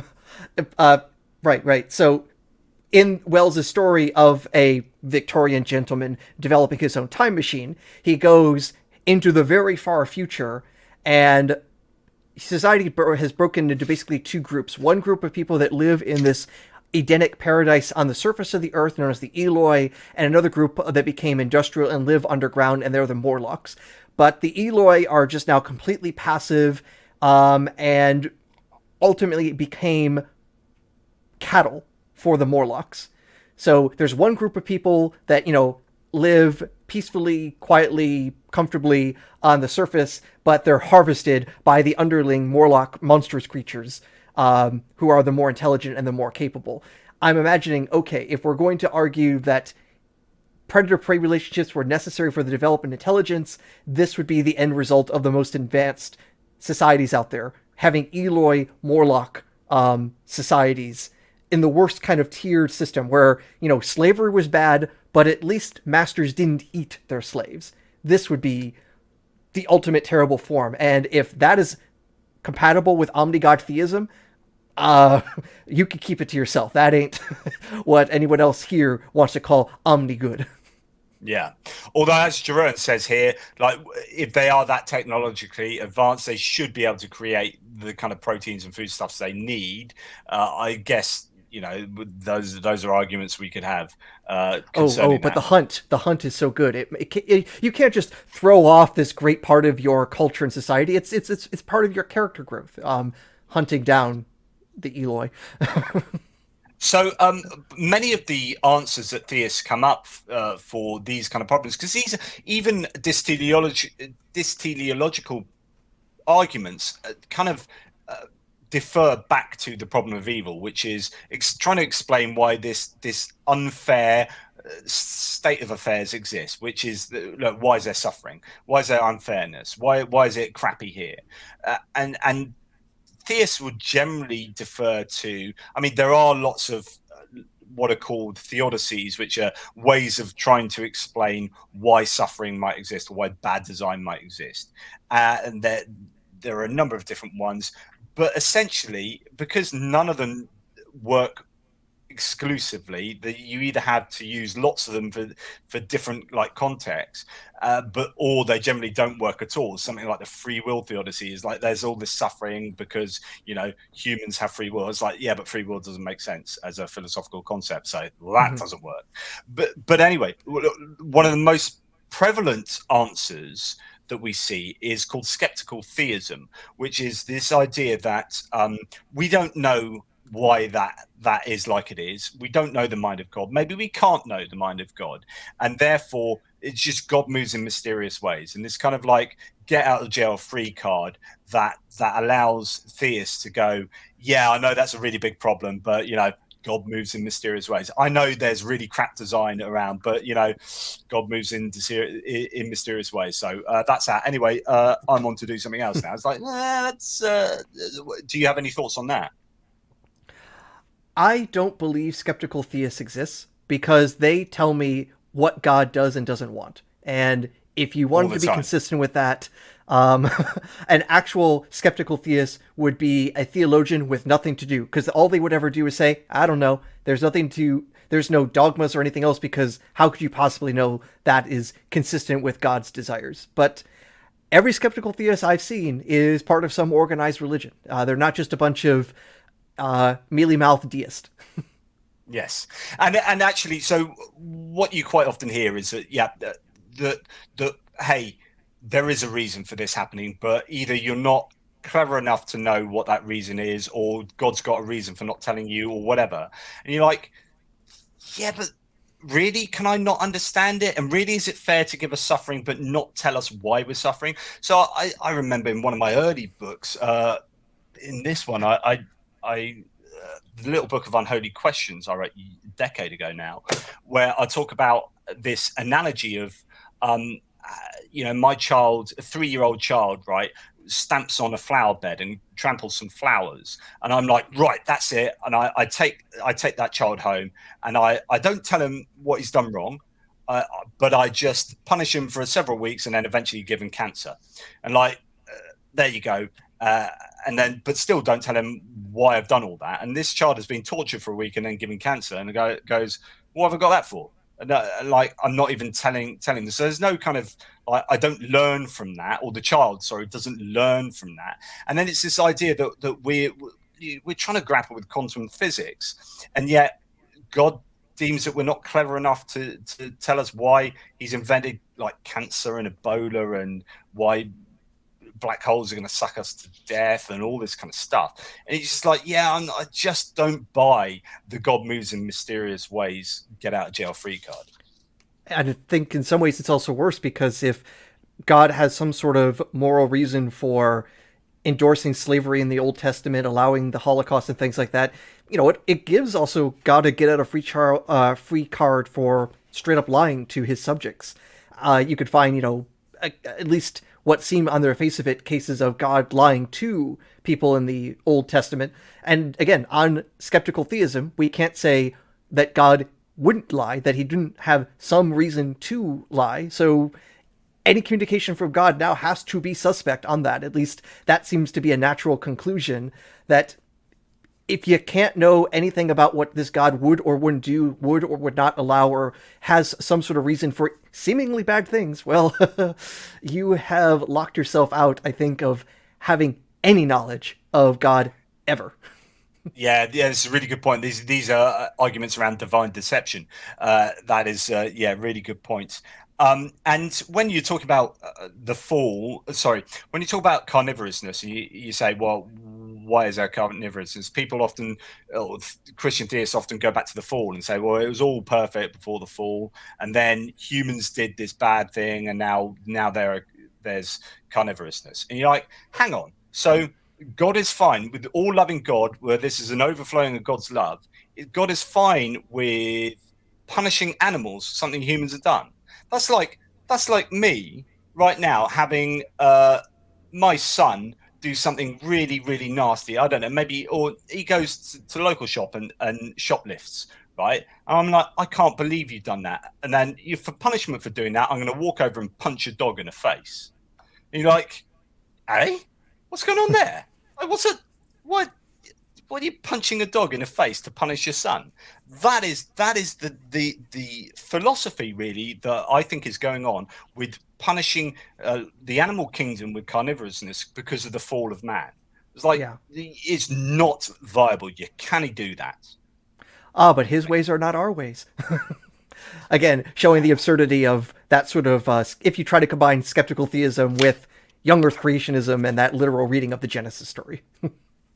And I guess one of the answers, just to finish off this section, because it's important to say this, because these arguments will come back later, especially when we talk about the problem of evil section. The skeptical theism is this like yo-yo argument that just keeps coming back for all of these different concepts that we will bring up.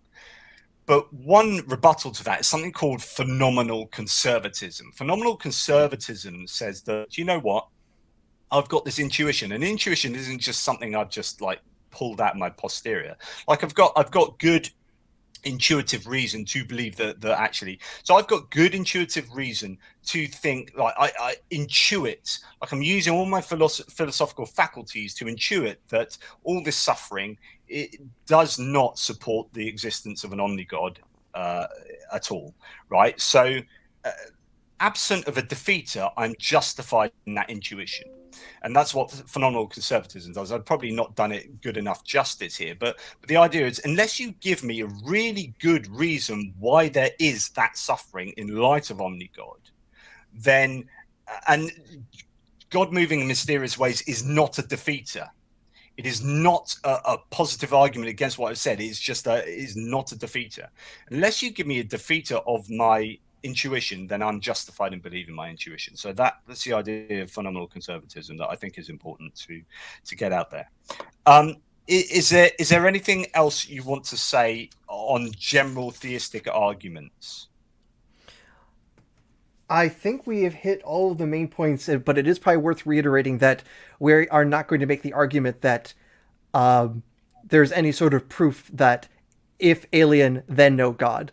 Only that there's a lot of things that need to be explained, and the fact that theism is such a bad explanation, it almost kind of defaults as evidence for atheism, because on atheism, if life occasionally pops up into existence by completely natural processes, no God required, then it at least adds a little bit in that column, but it's hardly a defeater. If you think Jesus rose from the dead, the existence of aliens is not going to be the end of theism on its own. It takes a little more work than that. Yeah, and I'm just wondering whether we end the video around here to go on to, because we're just about to start onto the next section, which is challenging Christian scriptures, and actually that's a pretty big section on its own. And rather than leave that halfway through that, I guess we can leave that to the next video, and this makes this is probably a nice length, and we can maybe have a look at what some of the comments have been. Mm-hmm. So we have someone saying, so this is Gustavo Bauman saying, I see suffering as something relative. You can only suffer in relation to a different, better situation that you could be in. And I guess, like, the existence, I mean, we will be talking a lot more explicitly about suffering in the section on the problem of evil, which is literally about suffering. But I guess, like, the idea is does that kind of move excuse a phenomenal amount of suffering? Like, how much, suffering is relative, but I'm not saying that he is excusing suffering, but it's kind of the idea. I don't know if this is going down the route of, you can't have good without evil, and the idea that you need a bit of suffering because that gives you the relationship to goodness, and the stuff along those lines. I don't know if that's what he's saying. Do you have any thoughts on those It ideas? was making me think also about like the Leibnizian move of saying we're in the best of all possible worlds. And if we're in the best possible state, then our suffering isn't, real suffering. It's actually the best possible situation. But of course, it is really easy to imagine a world that is better with less suffering. So on omnigod theism, best possible world, this ain't the best possible world, and so it's at least unexpected on omnigod theism. Yeah, that's an interest. I had a chat with Joe Schmidt. I interviewed him some time ago and talked about how we wrangled with the idea of whether actually, if God is all knowing, all loving, and all powerful, then this world that we live in, this universe, must be the best possible universe, and either it's the best possible universe right now, or it's the best possible way of evolving to the best possible universe. And there's no, because there can be no gratuitous suffering. All suffering must be necessary to some kind of end, and this is the best way. Like the amount of Ebola we've got, and the amount of cancer we've got, and the amount of tectonic plates killing people with tidal waves is just the perfect amount, because any less, or if you can still achieve the optimal kind of world, then we would have that less suffering, right? Because otherwise that extra part there is unnecessary. Any more, and obviously that's worse. So this, therefore, whatever we have is the optimal amount if you believe in that kind of God, which means to say that anything that happens, any death of anyone, any horrible thing, the war in Ukraine at the moment, hey, that's the best way of getting to where we want to get, where God wants us to be. And you're like, yeah, but that, again, intuitively, that doesn't fit. That doesn't rock with me. So yeah. Mm-hmm. Right. Just a few other little comments here. Suffering isn't a problem per se. Boxing, childbirth, climbing Everest, etc. People seek these out. The problem is the huge amount of utterly meaningless, pointless suffering. And, Mm-hmm. and the key word there is pointless suffering. So this goes back to the point I was just saying, is that all suffering must be necessary on earth, otherwise it wouldn't be there. Going down to the smallest, so often we talk about the biggest amount of suffering, like I've talked about Ebola, cancer, Holocaust and whatever. But actually, it's interesting to think about the smallest amount of suffering. Stubbing your toe is the one I always use as an example. Stubbing your toe in the morning yesterday at 9:38 on a Tuesday morning had to have been necessary, because if that wasn't necessary, it wouldn't have happened. It would be, if that was gratuitous, then an all-loving God would not have allowed that to happen. So even stubbing your toe is something that needs explaining in light of an omni God. And all the more so if we also, the example here, for example, of childbirth. Childbirth has pain and suffering involved with it because of accidents of physiology and the fact that we're material beings. If we were all ghosts, spirit beings, and giving birth to children has no pain involved, that sounds better. The fact that childbirth is painful and in many cases straight up deadly is something that isn't like some sort of logical necessity, and the fact that there's this entire category of spiritual existence that religious people have throws out the idea that that pain and suffering is in some ways necessary. If we could have sidestepped it, why hasn't the Almighty done just that? I love this. Voltaire was hilarious on Leibniz. If this is the best possible world, I shudder to think what the others are like. This, Daniel Misson, is such an amazing point, right? And actually, we deal with this a little bit later in the book. I don't know whether to just leave this for a little bit. This is a really interesting idea that you could have a good 20-30 minute conversation just about this. So perhaps the existence of aliens would make the possibility of an omnipotent God more probable. Would such a being ever be able to stop creating at one civilization? So this is the idea that if this is the optimal amount of love, and which you kind of have to argue, then this is. I wrote an article. In fact, I'm going to find this somewhere not somewhere on the internet. I wrote an article about this, which is an argument for the multiverse, which is to say that if this universe is optimally good, which you kind of have to argue it is, right? Even given all of its horrible, seemingly pointless and gratuitous suffering. Like the theist, the Christian omni-God theist, for example, has to argue that there's a net benefit, right? And if there's a net benefit to this universe and God is truly all-loving, then you wouldn't want just one of these. If you've got so much overflowing love, this kind of superfluity of love, as some theologians call it, then that's going to overflow. And like if that's a net benefit, then more is good, right? So let's have two. Let's have surely infinite amounts of net benefit. I mean, that's surely the manifestation of an all-loving creator, right? Is that something that you've ever thought about? Yeah, I mean, there's so often these paradoxes that happen once you have anything with infinite.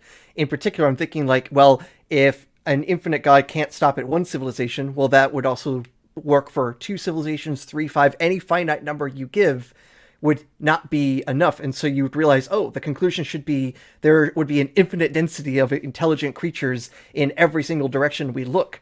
And, well, that's not true. So you would have to then come up with some sort of reason for why the current density of intelligent life is at what it is. In which case, can you really start calling that evidence for an omnipotent God unless you can show from like first principles why you'd only expect, say, one intelligent civilization per galaxy?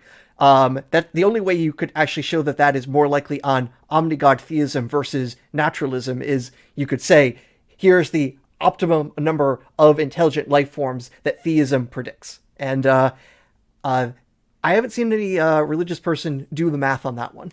It always seems to be after the fact saying, whatever we happen to find out there, that is the ideal that God wanted. Again, mysterious ways.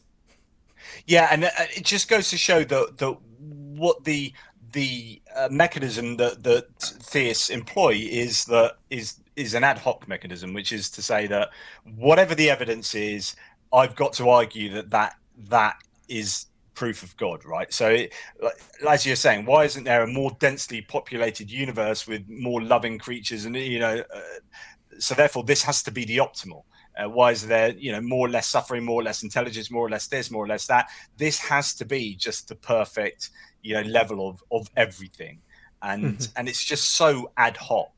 This is the article I wrote. Should Christianity lead to a belief in the multiverse? I remember someone on Twitter arguing, just saying, "Oh, love that," and it's just a really interesting thing that they've been sort of thinking about themselves or something like that. Yeah. So that is worth having a look at if that is your bag. I don't know, but thank you, Daniel. And that's not to say that we've bottomed out what you've said there. Yes. Oh no, is that an add-on to what you're saying? I think that's an add-on actually. It looked different, at least.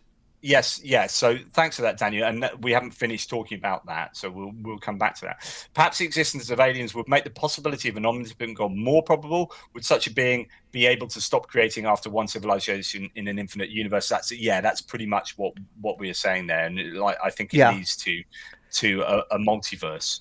yeah. And with that, what I was doing was basically kind of a mathematical proof by induction that if Omnigod creates more than one civilization, he'll end up creating an infinite number. In which case, we should be, bumping into alien species everywhere we look, and that's not the case. Did you want to talk about the multiverse? Because we don't really deal with multiverse in the book. Did you want to mention that at all Yeah, I in mean, relation to the book as a whole? we completely sidestepped it because we ultimately wanted to stay constrained with what we have been able to scientifically confirm. So, like, the universe could be infinite in size, but we keep our calculations consistent with the observable universe because that's the part we can look at and check, for example. And if there is a multiverse or not, first off, it gets a bit complicated because there are different categories of multiverse. So, do you consider the many worlds interpretation of quantum mechanics a multiverse? I see that as different from the multiverse idea that comes out of things like chaotic inflationary theory for how universes emerge.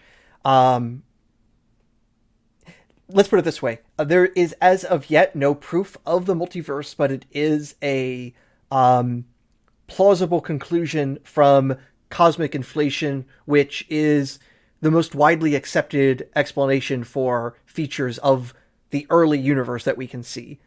Itself not yet proven per se. It depends on inflation, which isn't proven, which itself has many a flavor. I'm leaning towards the idea that a multiverse does exist, but I can't exactly on the chalkboard show you why it has to be true. Yeah, and Jerome here says this is something to think about. Is there any chance we're just God's pet side project he failed class for and abandoned? Um, Yeah, yeah. God loved his creation. Then he got a better creation and completely forgot about us. Yeah, he's the fourth grader who gets a new puppy. I mean, these kind of thought experiments go to a really basic, and again, to go back to this book, I start out big in the 30 Arguments book, and then sort of refine or narrow ideas down. But starting out big, which is why create at all? And I think this is, I call this, well, actually, I didn't call it. This is Justin Schieber called it the argument from non-God objects, which Mm-hmm. is to say that if God exists as a ontologically perfect being, which is to say in God world where nothing else exists, there is ontological perfection. There is nothing greater than that state of affairs. Then why would God be interested in degrading that state of affairs to create something that's less than perfect? So you have ontological perfection going to less than ontological perfection. And God would in perfection have no lacks, no needs, no desires. Literally, God would be just complete in all those kind of aspects. So therefore, God would have no desire, no need, no lacking that would make God want to create anything.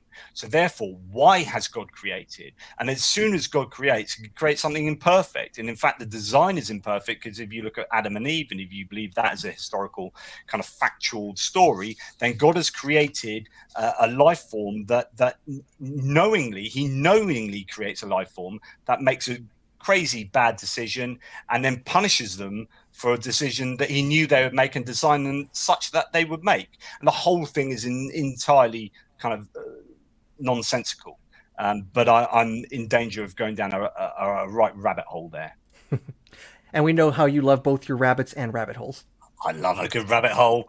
Um, uh, so, is there anything else you want to mention that's relevant, maybe to what we've discussed tonight, before we kind of explain where we're going to go to next? I think probably it's best to highlight what we want to talk about in the next round. So, as you mentioned, that we'll probably first want to start off talking about aliens and sacred scripture. Now, as everyone knows, if you just flip to Deuteronomy 24, Moses talks about meeting Martians. And so, obviously, there's total consistency there. True that. The real reality is, how does one actually fit the vision of the universe as presented by the Old and New Testaments in particular with a universe populated with spacemen? Yeah. And we'll be starting off that journey by looking at just biblical cosmology to begin with, and how wrong the Bible is, and why would this optimal holy book but essentially lie to us? Lie because God knows the truth of the size of the universe and the existence of intelligent alien life, assuming that they do exist. So if they do exist, why don't they feature in the Bible? Why is a biblical cosmology just absent of aliens? Actually, why is biblical cosmology so wrong? Mm-hmm. So yeah, we'll deal with that next time. Look, thank you so much, Aaron. As ever, always a pleasure to sit and chat to you, especially about stuff that we've written. But Paul says, thank you. You two should write a book. Yeah. Well, I think I'm pretty proud of the one we've just written, but we are possibly writing another book as well to do with the Exodus. It's going to be the third in a trilogy of books that I've already written. I've written two, one on the Nativity, one on the Resurrection. That's going to be on the Exodus. So hopefully that's something that's going to be coming out soon. But yeah, no, thank you, Aaron. It's been a real pleasure. Thank you so much to people who have watched this and to the live chat where you've been talking about and asking good questions and talking about stuff there. Indeed, a last little one here. Non-human entities, hybrids, are as old as religion. See the cave paintings at Lascaux. The question is where they live: in imagination, in heaven, in some parallel realm. Oh, something to think about there. And someone else worrying, I'd be worried that aliens have a violent proselytizing religion similar to militant Islam, or could be just real peace-loving atheists or something. You never know. But yes, any last words, Aaron? I enjoyed myself, and I'm looking forward to our next chat. I'm sure the next one will be just like this one, out of this world.